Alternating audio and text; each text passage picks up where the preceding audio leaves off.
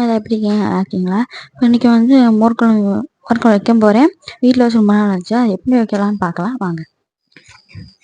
முதல்ல 1/2 லிட்ரு தயிர் எடுத்து நல்லா கழுவிட்டு தேங்காய் 1/2 மூடி தேங்காய் எடுத்து வச்சுட்டு இஞ்சி ஒரு பச்சை மிளகா 5 வெண்டைக்காய் வெட்டி வச்சுட்டு பருப்பு ஊற வச்சு அரிசி ஊற வச்சு தேங்காய் கூட அரைக்கணும். அப்படியே பச்சை மிளகாயும் போட்டுக்கணும். பச்சை மிளகா போட்டு ஜீரகத்தையும் போட்டு அரைக்கணும்.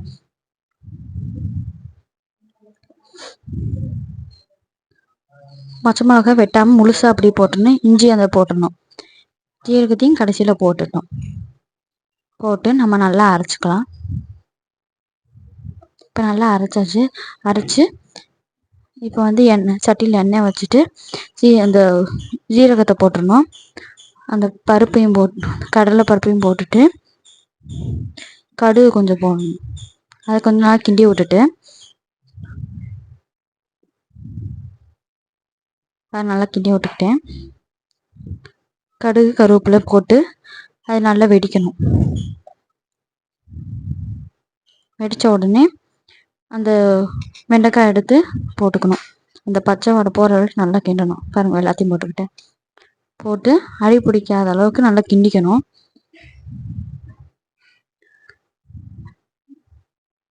பச்சை மிளகாய் நல்லா கிண்டிட்டு உப்பு கொஞ்சம் போட்டுக்கணும். தேவையான அளவுக்கு உப்பு போட்டுக்கிட்டோம்.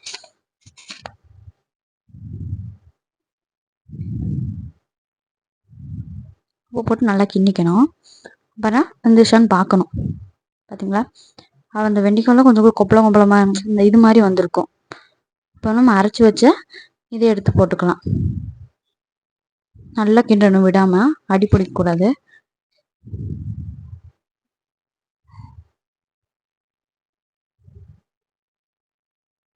நல்லா கிண்டிக்கணும், விடாமல் கிண்டிக்கிட்டே இருக்கணும்.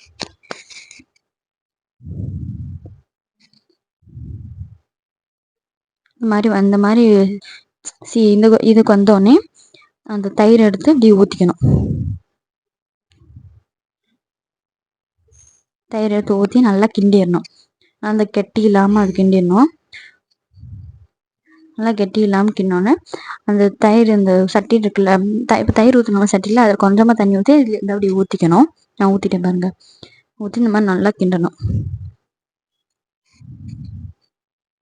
ஓகே, அவ்வளோதான். இப்போ செஞ்சு சாப்பிட போகிறோம் வாங்க.